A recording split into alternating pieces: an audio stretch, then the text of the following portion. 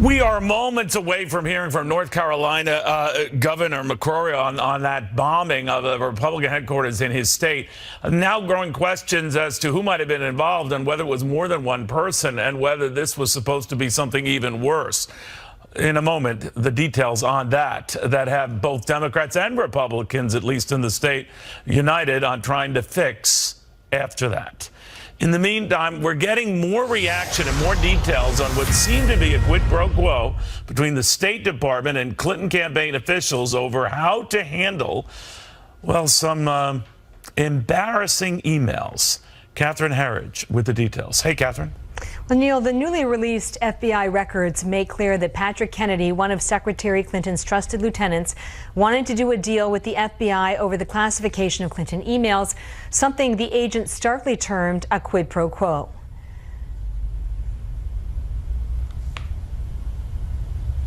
And there's no soundbite, so I'm going to keep going, Neil. You know how that happens every once in a while. Indeed.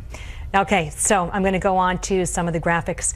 According to the newly released FBI interviews, Kennedy and an FBI agent discussed a swap. The FBI would downgrade a highly sensitive Clinton email to unclassified, and in return, the Bureau would get coveted slots for agents overseas. It reads in part, quote, redacted indicated he had been contacted by Patrick Kennedy, who had asked his assistance in altering the email's classification in exchange for a quid pro quo. And at a follow-up meeting with intelligence agency reps, the documents show Kennedy was determined to shield the emails from public release. That reads in part, Kennedy spent the next 15 minutes debating the classification of the email and attempting to influence the FBI to change its markings. I went to the briefing this afternoon where the State Department disputed the FBI's characterization. The FBI agent either got it wrong or is lying in this 302? As I understand this, Catherine, this was any idea or any really assertion that this was somehow tit for tat or a quid pro quo exchange of in that manner really, frankly, is insulting. We've asked the FBI to provide us with an updated statement here at Fox News, because the State Department spokesman clearly said that they believe the agents, and there were two involved in these interviews, got it wrong and were essentially incompetent and could not correctly characterize their interactions with Patrick Kennedy. Separately, Congressman Jason Chaffetz, who is the chairman of the Government Oversight Committee, and the Republican chairman of the House Intelligence Committee, Devin Nunes, have written to Secretary of State John Kerry, and they have asked him for the immediate removal of Patrick Kennedy. So this shows you how serious this issue is. At the briefing today, the State Department spokesman said that for now, Kennedy enjoys the full support of Mr. Kerry. Neil. All right, now it goes something like this, that the FBI didn't reclassify that material. That's correct. So That's it stopped correct. right there. But obviously they were looking, if they can believe this, for some sort of arrangement. But it also comes at a time, Catherine, where initially when we got wind of these emails and this correspondence, Hillary Clinton said there were no such markings, classified or unclassified, and then we later learned that there was C for classified. What's the real score? Do we know? The real score is that this is ultimately one of the final batches of FBI investigated documents that were provided to Congress and now released to the public. And based on our review here at Fox News, there certainly is evidence to suggest a broader conspiracy to change the classification of the emails in a way that would benefit the State Department and would shield Hillary Clinton in any investigation. And that is not simply our assessment here at Fox News. That was the assessment of an FBI official who oversaw classification of documents and emails. This is a very serious matter. This was the conclusion of the FBI, not of Republicans and not of any news organization. And we will see, based on our reporting so far, there will be hearings after the election that specifically look at this issue, as well as the insertion of lawyers who worked for Hillary Clinton's personal attorney, David Kendall, at the State Department, that circumvented the professionals there, and they were tasked with handling the emails. And based on the 302s, there is evidence that their job, again, was to change the classification markings in a way that would benefit the department and that would shield Hillary Clinton. Wow. All right, Catherine. Now to Judge Andrew Napolitano, what he makes of all of this. That sounds like pretty serious stuff, Judge. Well, it is serious stuff. I agree with Catherine, and I respect the sources on which Catherine is relying. Look, Neil, it is not uncommon for intra-agency conversations, the State Department, the FBI, the CIA, the State Department, to negotiate about the difference between, say, top secret and secret. It is also not uncommon for a classification to be changed by consent in order to broaden the array of people who can see it if they must see it and they lack the classified clearance for the higher marking. But it is absolutely unheard of to change the marking on a document after it's been subpoenaed and when it's been collected in a criminal investigation. Any alteration of it at that point, Neil, becomes either obstruction of justice or tampering with evidence, or if something is offered in return for the agreement to change the marking, an attempted bribe. So Catherine is quite correct. The FBI agents who are very unhappy about this and feel their hands were tied are justly angry. There's a serious problem here with the rule of law. And it tells me that someone somewhere told the FBI from day one, do not prosecute anybody in this Hillary Clinton investigation, no matter who they are or what the evidence against them is. You know, I'm linking two disparate events, Judge, but if you'll bear with me, because if there was frustration on the part of lower-ranking FBI members with how this was handled and the audacity, let's say, of the State Department official. And then later on, we hear FBI Director Comey, and that decision not to prosecute Hillary Clinton kind of ended there, and there was a great deal of anger over that. In fact, some members are actually apoplectic. Yes. There's a different kind of a reading from the top guy to the worker bees. They're not on the same page.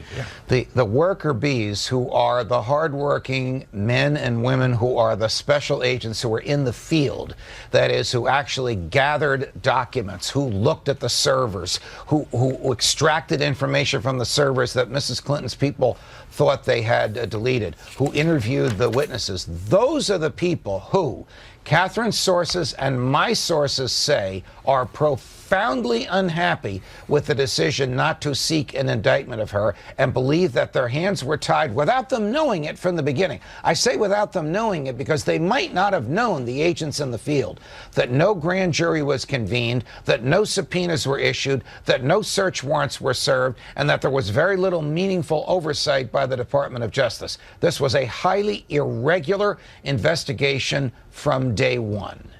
Wow, Judge, thank you very, very much. Dennis Kucinich, now former Ohio Democratic Congressman, of course, presidential candidate. Dennis, any of this trouble you? Of course. And I think the issues that Catherine Herridge has raised and that Judge Napolitano has raised are compelling. If you look at Andrew McCarthy's piece in the National Review, he made it clear that this is a very political process, having very little to do with the scales of justice and having everything to do with the 2016 presidential election. The Justice Department and the FBI are inevitably part of the executive branch of government, and the executive branch of government made an early determination that no matter what came up, that there was no way that Hillary Clinton was going to have to be accountable under law to for anything dealing with the mishandling of classified information. Do you think, though, Congressman, that any of these revelations are going to move the needle on the campaign? I only say that because there's some of the Bernie Sanders supporters' worst suspicions confirmed with the sort of the doublespeak Hillary Clinton had regarding banks. She actually was quite friendly to them on free and open unfettered trade. She said behind closed doors, meeting with economists and market types, very different debating Bernie Sanders. We've gotten wind of what was in these speeches now, and we've gotten a sense of where Hillary Clinton was diametrically opposed to the position she seemed to be taking on the stage with Bernie Sanders. Aren't a good many of those supporters going to come back and say, we knew it, we knew it? Well, it feeds into the distrust narrative.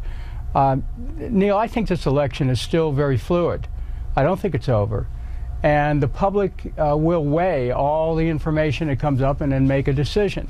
there'll be a lot of impulse voting on election day of people who may, you know, for whom this issue of not just trustworthiness, but of the process itself could be determinative. So yeah.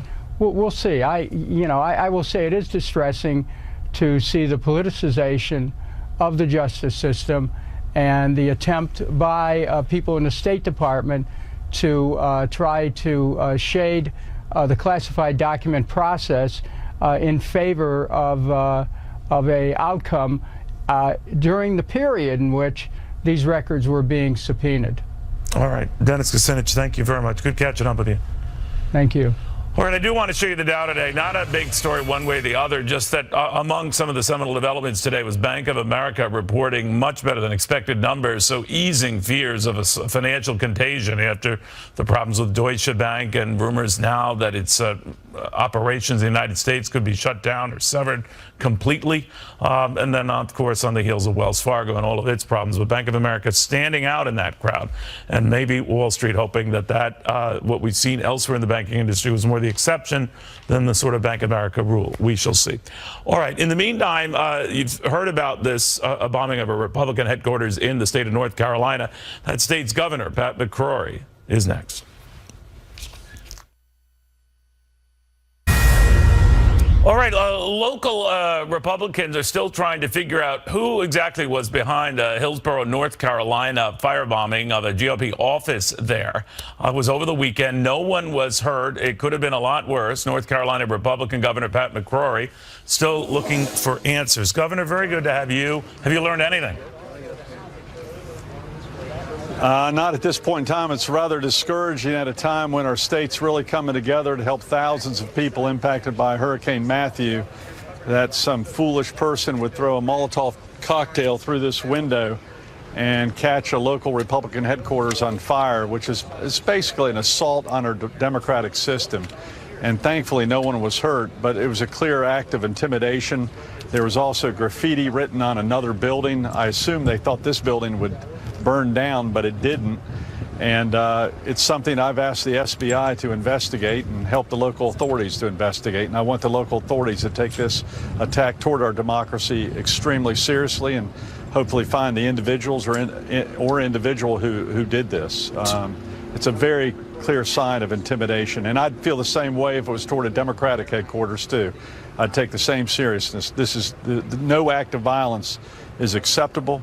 And we've got to do everything we can to allow our democratic process to proceed in a peaceful way. Now, you talked about how this would trigger bipartisan outrage, and indeed it has. Hillsborough's mayor, Tom Stevens, a Democrat, was telling me earlier today on Fox Business, Governor, he too was appalled by this. I want you to listen to this. This heavily Democratic area, do you think that had something to do with it? Well, you know, I certainly just hate the rhetoric that has been going on. Certainly, the Republicans in this particular county are in a minority, and you know, I just find it troubling when I find people don't feel like they can't even speak up. That being said, I don't think it represents the Democrats or really anybody in this community, and in fact. A lot of the local Democrats, before the evening was over, did a GoFundMe and raised $10,000 and said to get that office back up and running. Do you know how soon, Governor, that office could get back up and running? I don't think it's going to happen between now and the election, but I do appreciate the mayor making those very positive comments. I think we have people who, in both parties, who take this stuff a little too seriously and they don't realize the impact of their actions can be deadly, can impact the democratic process, and is a clear act of intimidation. And I'm going to do everything I can to find this individual or individuals who threw literally a firebomb into a window in Hillsborough, North Carolina. It's unacceptable, and we're going to make sure that this does not impact the free elections that we have in our country and in the state of North Carolina. Governor, we heard from Josh Earnest earlier today in his regular briefing that it seemed he had not briefed or they had briefed the president or he with them what happened. I think we have some audio of that, but if we can just react to this. I haven't spoken to the president about this, but obviously having seen the reports, there is no justification for the use of violence to advance a political agenda. Have you had a chance, Governor, to talk to the president about this? The president has not called. I haven't called him. We actually were not made aware of this by local authorities for a fairly long period of time. I think the local authorities, frankly, dealt with this in the first several hours just as an act of vandalism.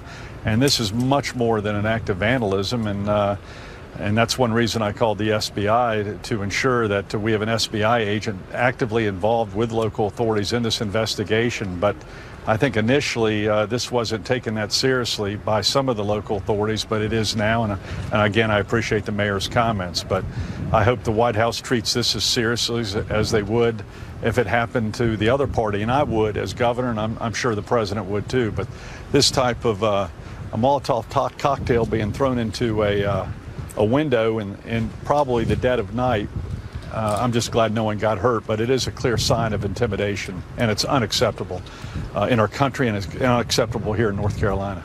And it comes certainly after Matthew, and you've dealt with 26 people dying from that storm. That's the latest count I have, many homeless as a result. And yet today, on this your 60th birthday, a group called Writers for Progressive North Carolina purchased a full-page ad blasting your leadership of the state, chasing business away, saying that the progressive bent of North Carolinians has been compromised under your leadership. I think they're going back to the transgender bathroom issue, H-2 visa issue, but what do you make of all that? I wish they would have saved their money and not spent it on a ridiculous political propaganda, and maybe would have donated that money to a lot of the homeless people that we have right now that are flooded out of their homes over about a 200 or 300 square mile area of North Carolina, actually about a 600 square mile area of North Carolina.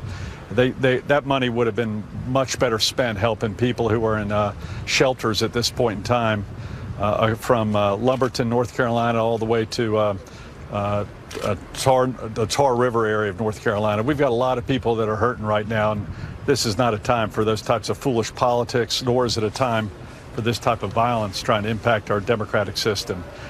This is all a propaganda campaign brought in from the outside of North Carolina that sadly the national media brought into regarding this ridiculous gender debate, which the left started, not the right. And sadly, it's probably going to be determined by the Supreme Court. But right now, I have much more important issues on my plate regarding trying to get our state back in place. I'm having areas of the state being flooded right now as we speak, even though the hurricane left North Carolina over 9 days ago. Governor, thank you very much for taking the time. The governor of North Carolina, Pat McCrory, dealing with quite a bit simultaneously. We'll have more on the fallout there and everywhere after this.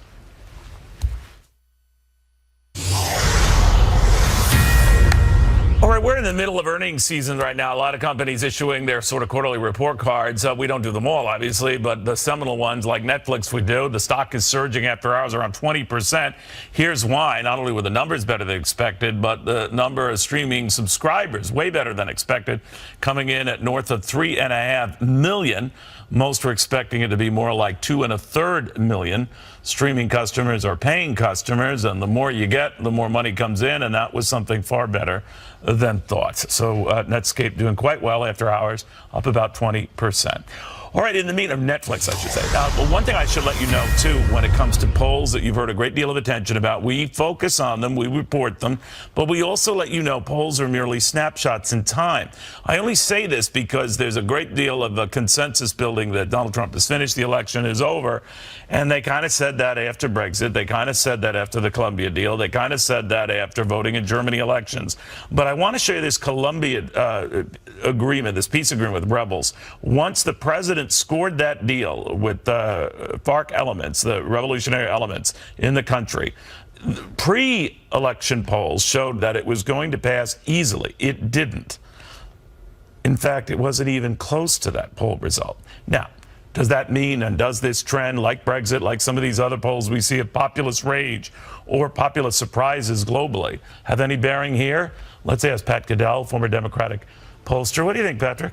Well, I think they do. I mean, I've never seen the polls so screwy. Look, we have right now a poll. We have 2 polls up. We have polls showing somebody claiming I don't know what they do. They claim that Hillary's 12 points ahead. The Washington Post says it's 4. That's on the same day, basically, of polling. And we the same group, right? Likely numbers. voters, right? So. Well, a lot depends on the sample, likely voters. I'll tell you the other problem, though, is they're getting way too many Democrats in a lot of these polls.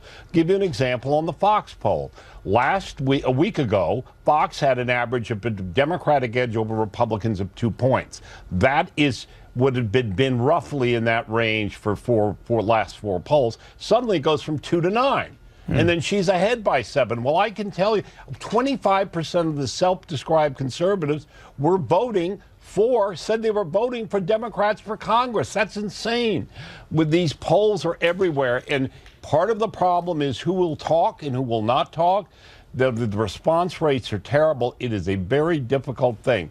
But you know, were they off, Pat, significantly during the Republican primary season? No, they were off a lot. Well, we remember Michigan was famous, but we've had another series of trends. Let's mention these too. 2014 is when it starts. All the polls saying it'll be close in the Senate. The Democrats will hold it, and they get wiped out. There's a landslide. A year later in Kentucky, a Trump-like gubernatorial candidate the polls said he was losing by 5 and he wins by 9. That's a 14-point margin change from the last polls last minute. In Israel that year, Netanyahu was supposed to lose. He wins. You mentioned Brexit. You mentioned Colombia. There is something we're having difficulty. I go for attitudinals, and this is more deeper questions to try to understand what's happening. And this is where the most important thing, the election's not over. There's a quarter of the voters who are unfavorable to both candidates, and they keep bouncing around. We've never had this kind of volatility, and the stories you talked about today will have an effect.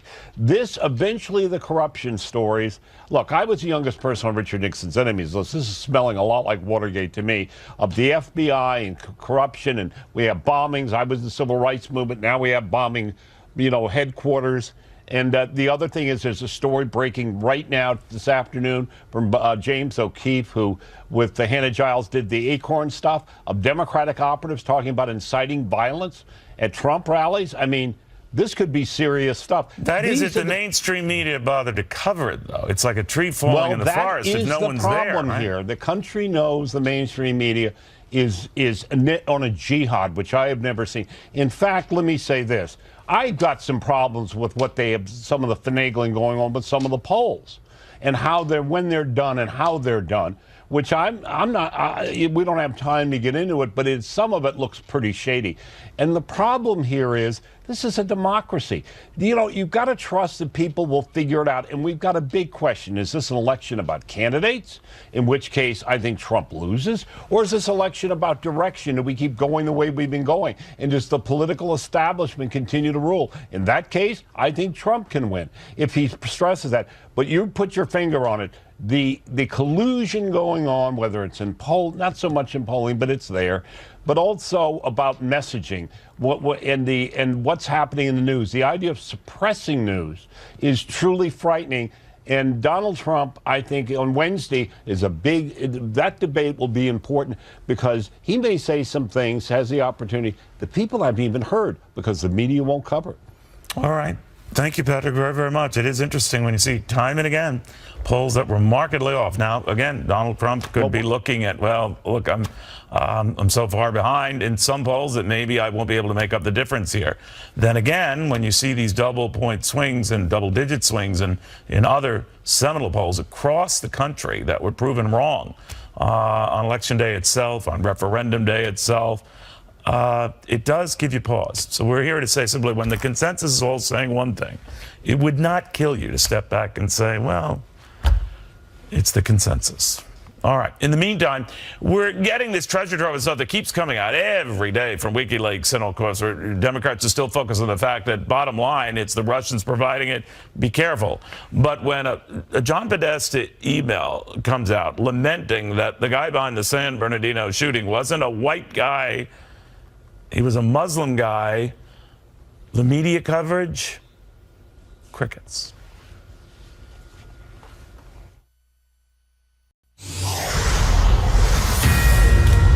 All right, well, Ecuador is officially cutting off Julian Assange's internet after the release of these Goldman Sachs speeches. A lot more going on there. Ed Henry has been following it all. He joins us in Washington. Hey, Ed.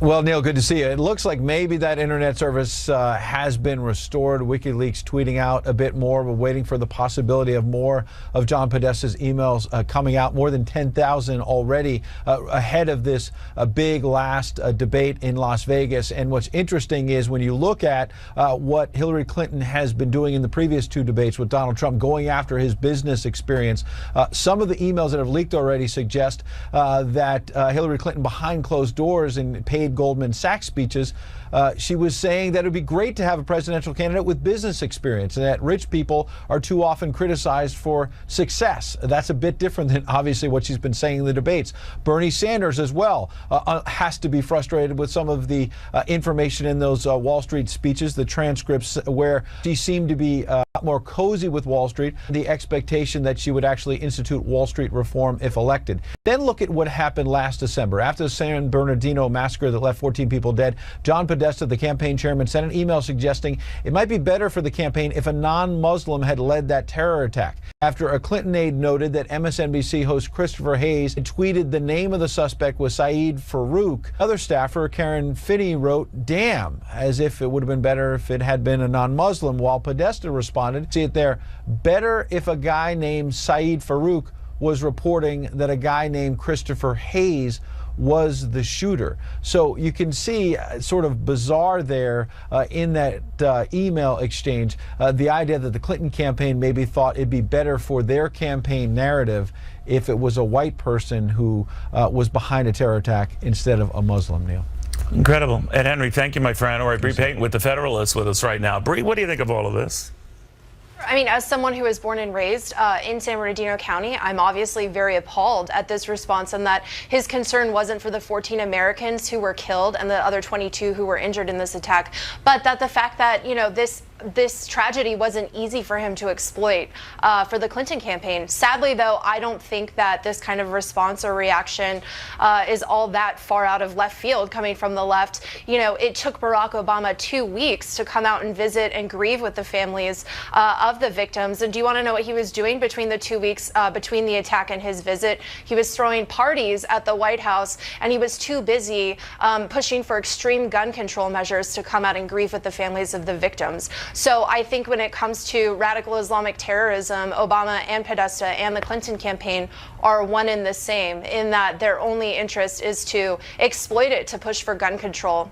But, you know, the one thing that's loud and clear in any of this is whatever you think of what's been leaked out here, it pales in comparison to the type of coverage that Donald Trump has gotten over these women and their allegations that he did worse than grope them, et cetera. And I'm wondering, like, forget about, you know, even keeping it even, reporting as aggressively on these WikiLeaks and these embarrassing, you know, revelations for her and her campaign. It's more like 10-1 in favor of the Trump stories. There's not even a hint of trying to balance it out.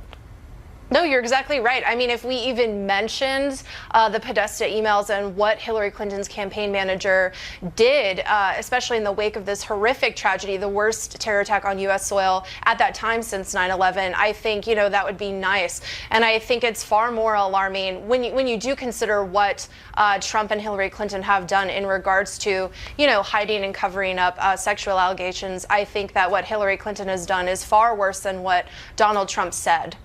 All right, we'll watch it closely, but I mean, there's no semblance of being even-handed here, but it is what it is. All right, thank you, Bree, very, very much.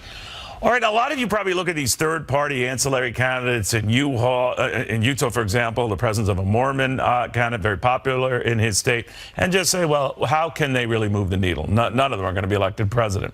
What have I told you, though? Depending on the state and depending on their numbers, they could decide who ultimately will be president. That's power. That's a difference. That's next. Even though Gary Johnson doesn't have the same values as Bernie Sanders, if you meet the man, he has the same honesty as Bernie Sanders and his Vice President Bill Weld. What are you going to do, Adrian, if you mind? I'm voting Johnson. Really? I'm voting for a third party because in 4 years, I want to make sure that we have more than two choices. I think the two-party system is what is destroying any semblance of bipartisan or any progress that we could possibly have.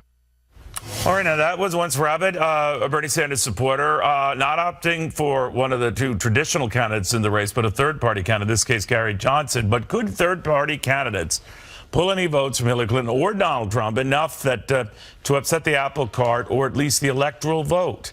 I think the last guy to have done that in a third-party role was George Wallace back in 1968.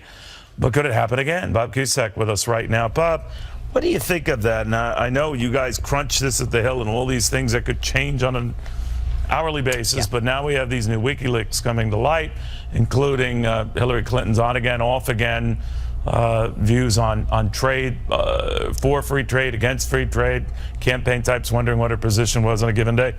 And then all of this with the third-party candidates. You say, do you need that? Do you need Donald Trump and the way he talks to women?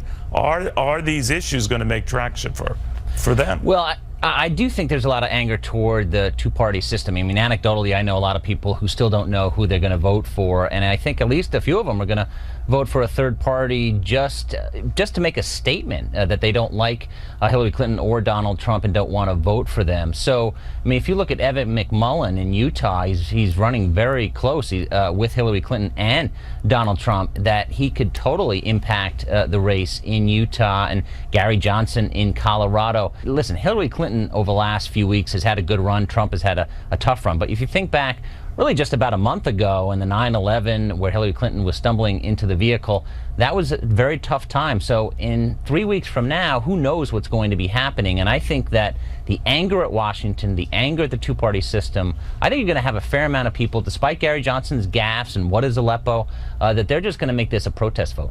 All right, but let's say it goes out the way you say. McMullin could take away enough votes from Donald Trump, not to win the state outright, but hand it to Hillary Clinton. That would be unusual, to put it mildly, given Utah is almost monolithic lock for Republican candidates over these many decades. Colorado could be a different story, where Gary Johnson could conceivably take it away from Hillary Clinton. How does this all play out, you think? Well, I think that the X factor here is that Hillary Clinton may not get to 50%, and that's not something that the Hillary Clinton supporters are going to like going into possibly governing if she were to win. I mean, if you look at Evan McMullin's strategy, it's not to win the Electoral College, it's to get to the point so that the House votes on it. That's and that's right. what Wallace's strategy was in 1968. He denied that. When we talked to him, he said that wasn't his goal, but clearly, he's a smart guy. That's what the strategy here. That's the only way that he can become president. Of course, long odds on that. And the Democrats don't want anybody voting for these third parties, saying President Obama has said if you stay home or don't vote for Donald Trump, if you vote for one of these other candidates, then that's a vote for Trump. So they're worried about turnout, no doubt about it. All right, Bob, thank you, my friend. And Bob's an encyclopedia on this, but what the goal of these third-party candidates would be to stop anyone from hitting 270 electoral votes in that event, goes into the House, and that's where it gets to be kind of weird, awkward. After this, the comical way you can make fun of candidates, even when the candidates themselves don't like it. Joe Piscopo says, embrace it.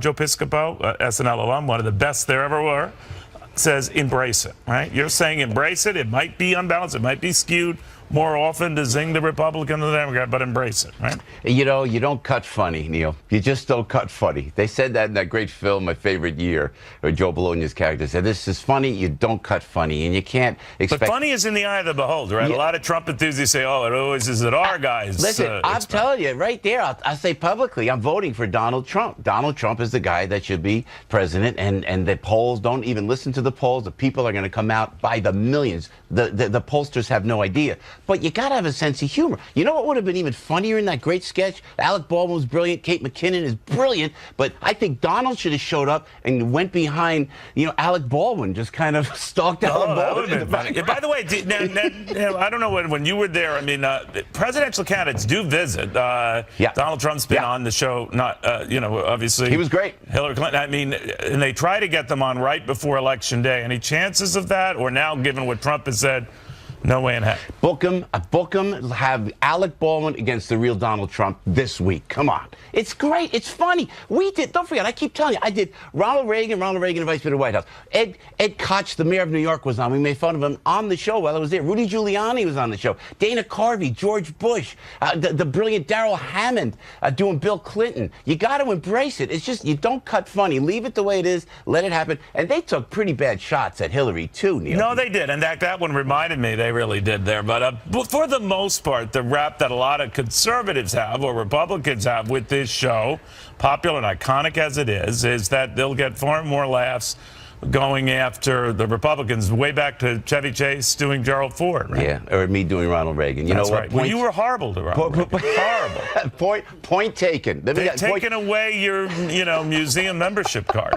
It was point taken. It's a fair enough point. It is always skewed left. But look what I found when I was in Washington, D.C. at the National Italian American Foundation. I went there. Look what I found. They think it's bad now with the politicians running for office. They have Pez dispensers of the worst presidents ever running before. Look at Woodrow Wilson, Herbert Hoover, Warren G. Harding, William Taft. So I leave this for you at your office. I mean, just relax. America, don't hate. Everybody be nice. We'll get through this. We, the people, will prevail. Everybody's got to calm down. Do you think that a sense of humor, you always remind me, very, very important. It's made you an iconic symbol out there. But a lot of they have to be taught it. I mean, that bit with Hillary Clinton I'm going to move left, right, left. Apparently, that's from the WikiLeaks where they're actually scripting her spontaneous response. Worse things are said about Donald Trump, et cetera, but that they should let it flow off. I think you were the one who said, Ronald Reagan was zinged a lot, but whether he was affected by that internally, he never let people see him sweat. That's right. Never made it look like he was annoyed by it. Let it go, because, I mean, talk about zinger. To me, watching when Kate McKinnon did that, said, I have to now pretend I'm just leaning back. I went, that was, Were you guys aware if you heard criticism, you're being unfair to Republicans, and the next week you try to make up for it? Or did it enter your equation at all? Great question. If people were nasty. You wear it as a badge of honor. Really? When you do something and you say something, and then you hear from them, even on the radio these days, when they say something, you go, well, all right, I guess I got through to it. But